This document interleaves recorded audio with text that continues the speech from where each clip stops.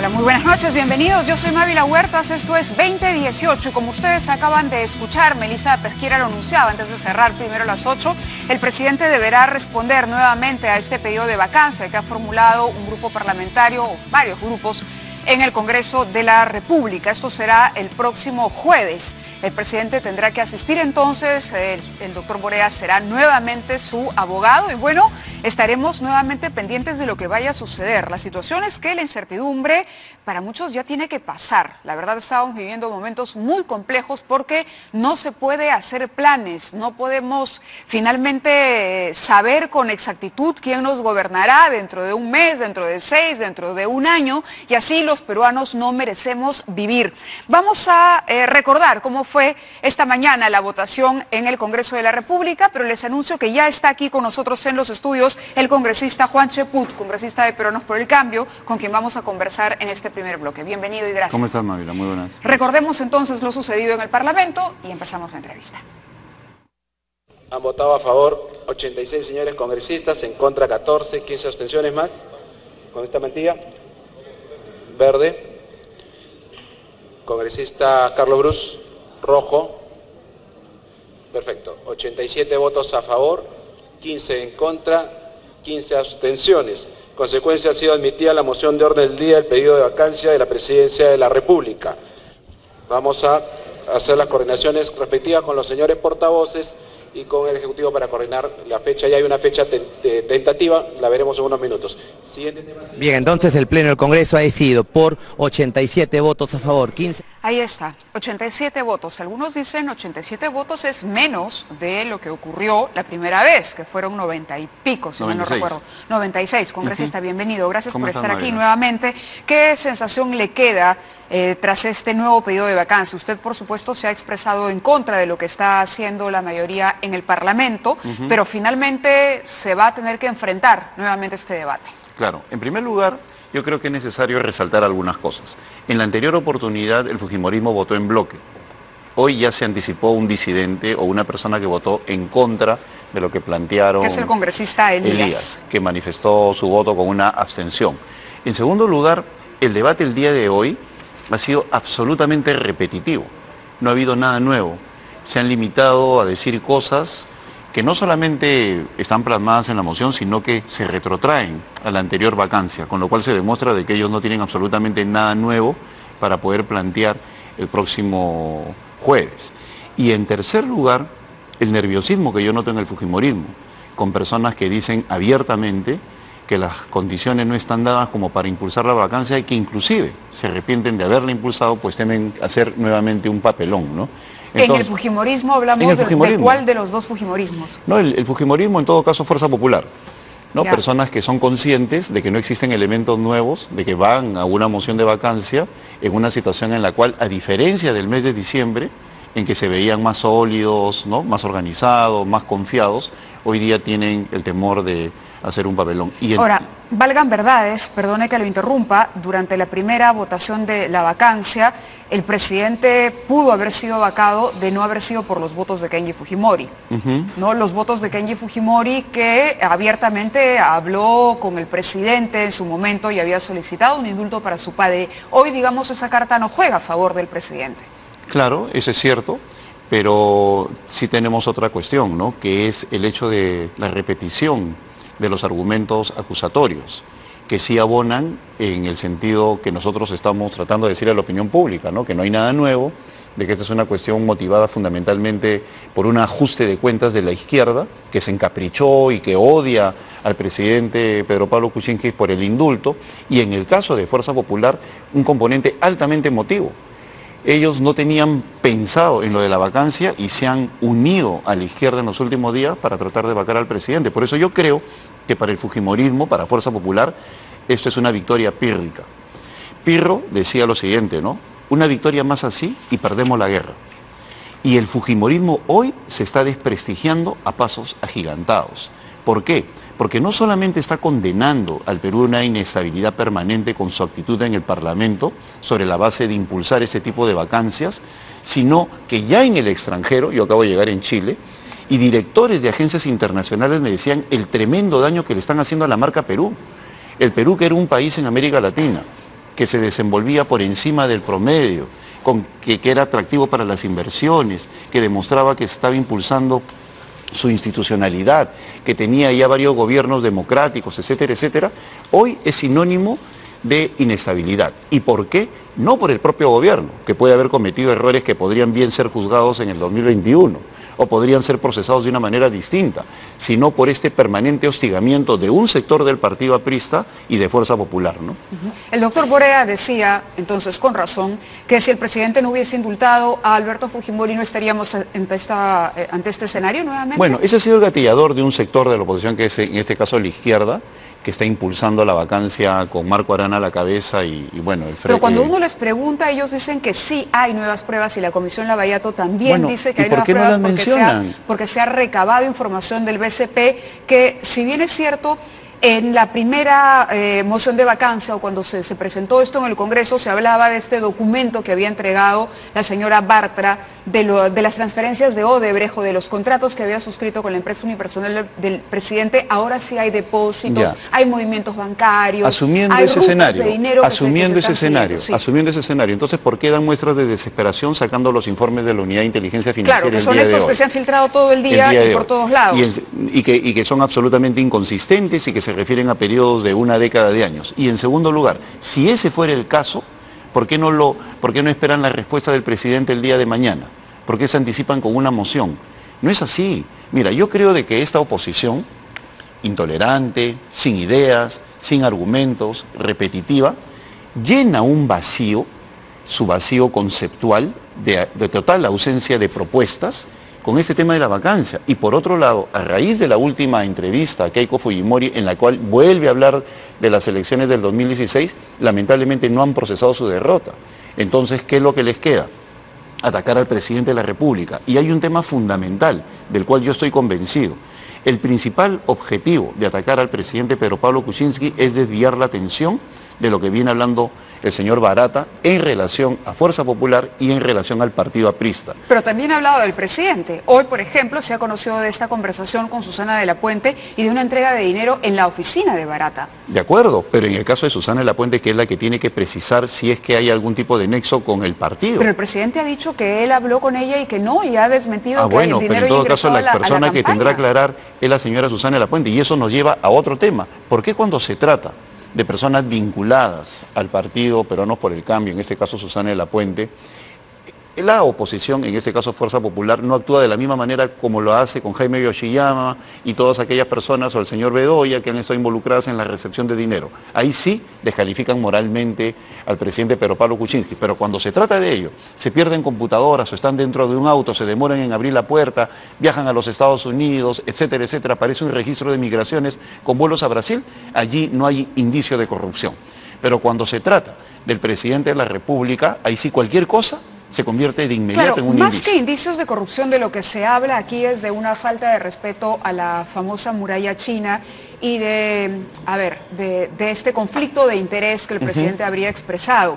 Entonces, cuando se dice que hay más elementos es porque se conoce con mayor detalle que Westfield sí pues asesoró, ya no solamente en el tema de la interoceánica, sino también en Trasvase Olmos, también en el caso de Rutas de Lima, y también se contrató a Westfield, que era la empresa del presidente. Entonces, finalmente, y luego el señor Sepúlveda desde Chile dice que sí se ganó dinero y que tenía que enviarle lo que se ganaba como corresponde al accionista de la empresa, que es un accionista único.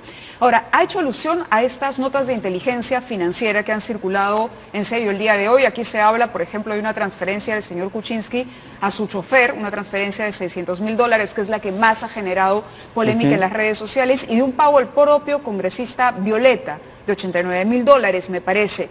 El congresista Violeta ha dicho que esto se debe a que él fue asesor o abogado del presidente, pero eso no lo sabíamos, por ejemplo.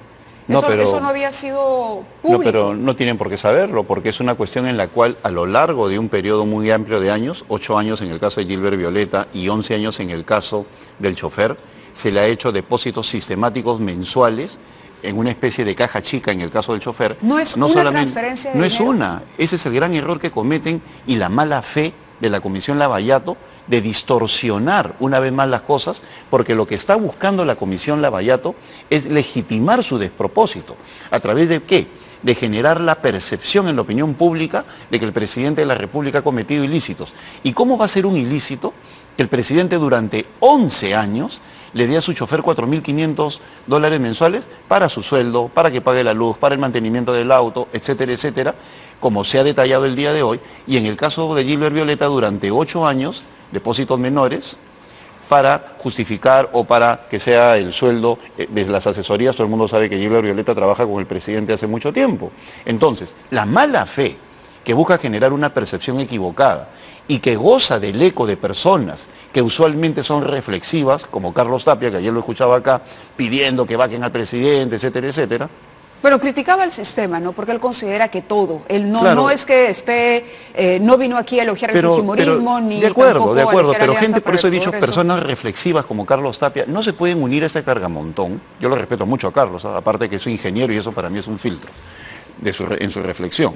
Entonces, no se pueden estar uniendo a este despropósito del fujimorismo que lo que busca es distorsionar el sistema democrático a partir de la vacancia del presidente y generar un nuevo gobierno. Y ahí también discrepo con aquellos editorialistas que dicen qué mal hacen los de Peruanos por el Cambio, que al plantear la vacancia y que reemplace al presidente de la República el vicepresidente Vizcarra, están olvidándose de que eso es constitucional. Bueno, sería constitucional en un estado normal de las cosas, pero tal y como vienen manejando todo el proceso de investigación, la forma como filtran estos documentos, cómo se miente desde el abajato, cómo está este factor distorsionador que es el propio proceso de Brasil y las declaraciones de Barata, pues tenemos que ver todo en su conjunto.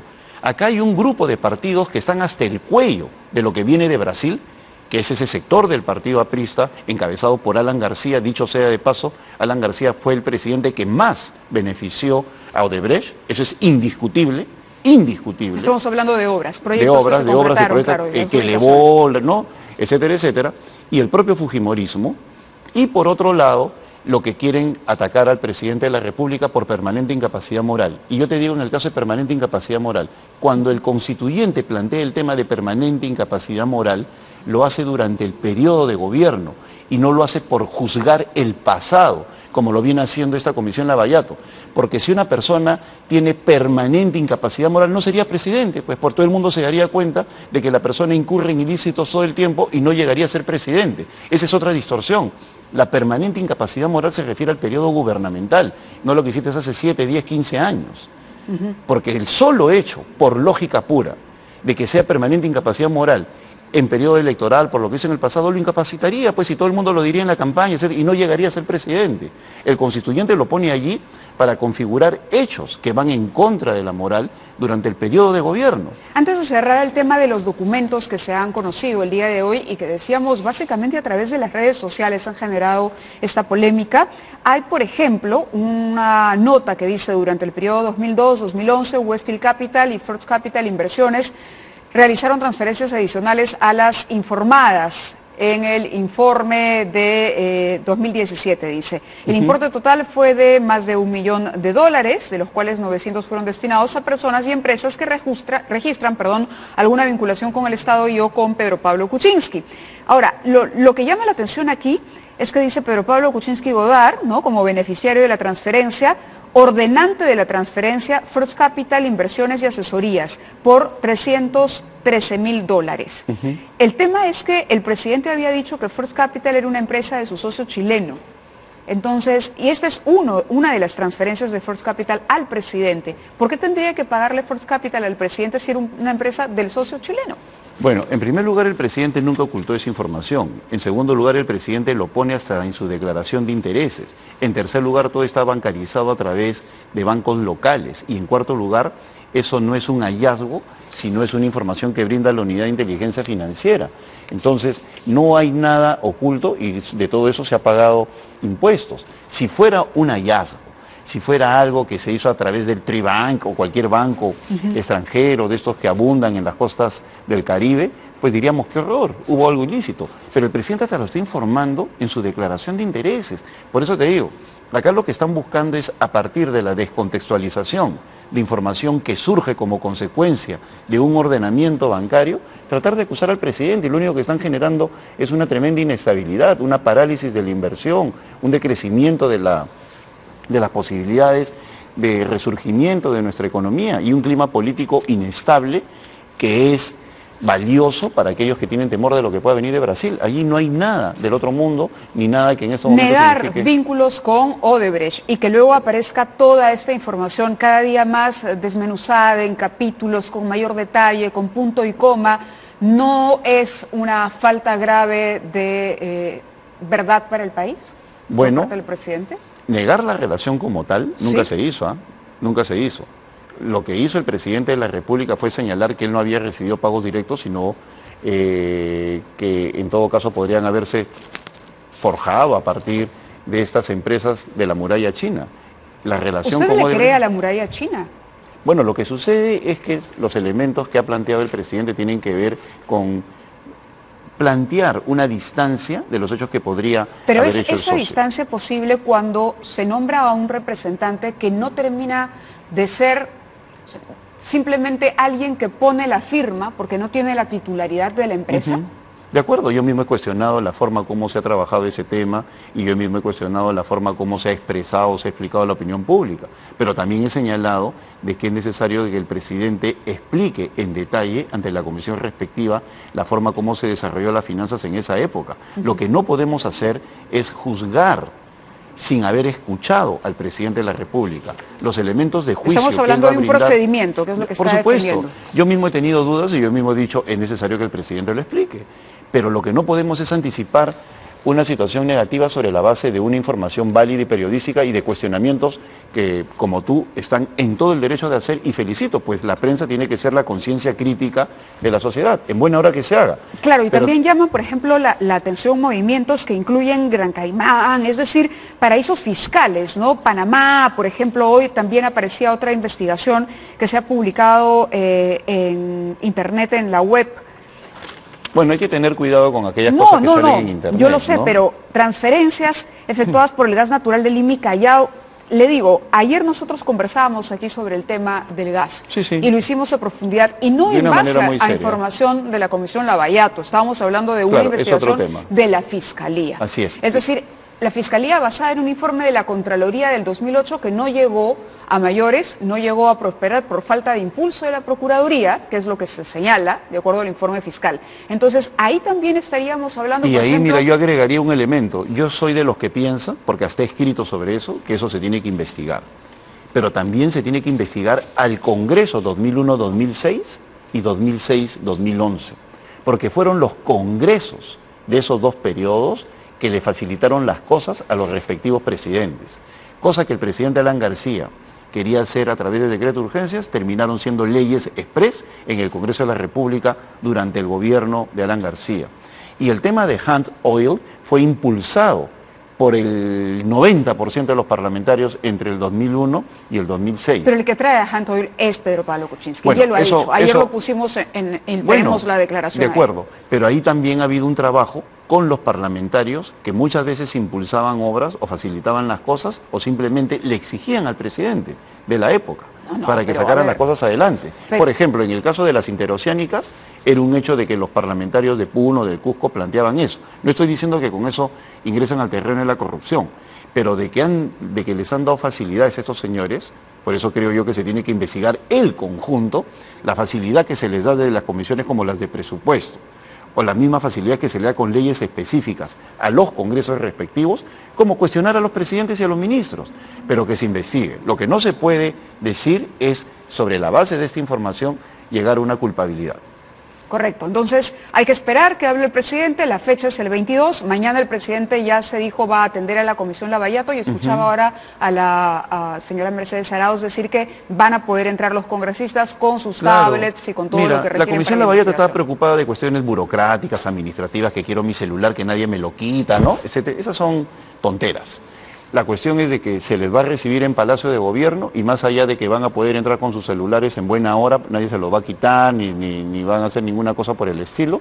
Yo creo que lo importante es que preparen bien sus preguntas, Lo importante es que actúen con cortesía y que no busquen el show, y lo importante es que desarrollen un adecuado informe, pues el Perú lo está esperando. ¿Mañana va a estar el doctor Borea con el presidente o podría el estar del Río? Podría estar ambos son los abogados titulares, ambos podrían estar, va a haber un grupo de parlamentarios, probablemente esté yo, eso dependerá del presidente, yo estoy ahí listo, pero estará muy bien acompañado definitivamente, ojalá lo pueda acompañar Vicente Ceballos junto con Gilbert Violeta, y yo lo que creo es que, al igual como mi querido amigo Víctor Andrés García Belaúnde, lo ideal sería de que todo este proceso de vacancia, si es que se deseaba plantear, fuera una vez que culminara el trabajo de la Comisión Lavallat. Yo creo que eso hubiera sido lo pertinente y no estar a puertas de un nuevo papelón el próximo jueves. ¿Cree que habrá papelón? Por supuesto, yo creo, es que mira, para la sesión que hemos tenido el día de hoy, hubiera bastado con que pongan un video de YouTube de la sesión pasada, porque han dicho lo mismo,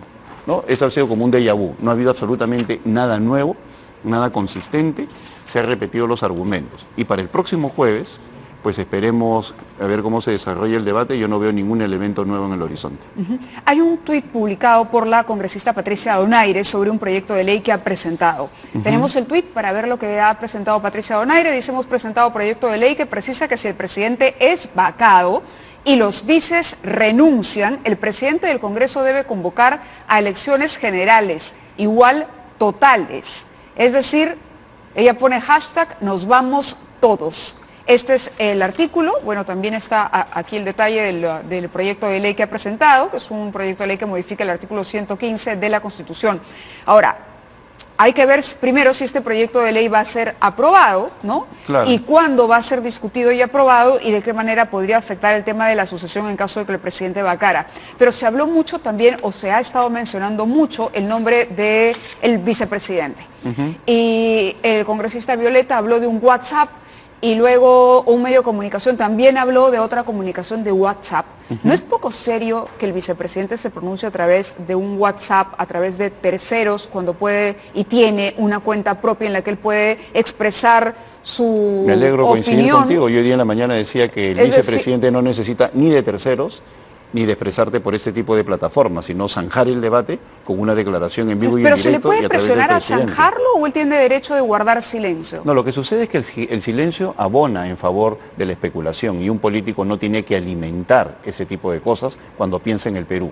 Pero Keiko Fujimori decía, la lealtad de Vizcarra, o dijo, la lealtad de Vizcarra es con el país. Si el presidente es vacado, más allá de que la comisión tenga, nuevos elementos al pedido, o sea, si el presidente asiste, ya está legitimando el pedido de vacancia, ¿no es cierto? El Ejecutivo ya asumió que va a tener que ir. Lo que pasa es que es un reglamento y el presidente es respetuoso de la Constitución. Por eso, y por más que la atropellen, él va a ir. Si se respeta la Constitución, él va a ir y supongo que acatará la decisión que se tome. Es decir, si se consiguen los votos del presidente, será vacado. No es lo correcto que Vizcarra asuma la presidencia, porque lo que se está cuestionando es la moral, la idoneidad moral de Pedro Pablo Kuczynski para el puesto, no la de Martín Vizcarra. Y eso que estamos considerando que en efecto ha habido contradicciones, pero no nos fijemos en la posición solo de Fuerza Popular, sino en lo que dice la Constitución. Le toca a Vizcarra asumir. Claro, mira, ese es el punto de vista de Keiko Fujimori, y yo lo puedo aceptar porque viene de una política. Pero en mi caso personal, y no comprometo a mi bancada, los políticos tienen la obligación de cortar con las especulaciones. Eso es en primer lugar. Un político no puede ponerse de costado ante una situación de inestabilidad y mucho menos permitir que con su silencio se abone en favor de una situación comprometedora para uno mismo. Si, por ejemplo, yo me callo la boca y la gente empieza a decir, Juan Sepúlveda se calla la boca porque está en complot con los señores de Fuerza Popular, ¿no? Porque algunos que hoy día reclaman que por qué defiendo al presidente, antes me decían que por qué no lo defendía, ¿no? Que estaba del otro lado, ¿no? Y sin embargo ahora se molestan porque defiendo al presidente. Bueno, cuando sucede ese tipo de circunstancias, uno interviene en el debate y plantea posición. Un político no puede eximirse de plantear posición porque deja de ser político. La política es acción. La política de ninguna manera es permanecer indiferente ante eventos que generan inestabilidad. Estamos hablando de Martín Vizcarra. Por supuesto. Y yo creo que en el caso de Martín, él está confundiendo la discreción, porque es un hombre discreto, pero también es inteligente, al cual yo aprecio. Yo he trabajado 7 meses con él en la campaña y con Susana de la Fuente. Pero no tiene una posición fácil. Imagínese que él sale de que diga, no renunciaré porque la Constitución me permitiría asumir las riendas del gobierno. Claro, pero él no tiene que llegar a ese extremo. Y luego no vacan al presidente. ¿Se imagina cómo queda la relación Kuczynski-Vizcarra?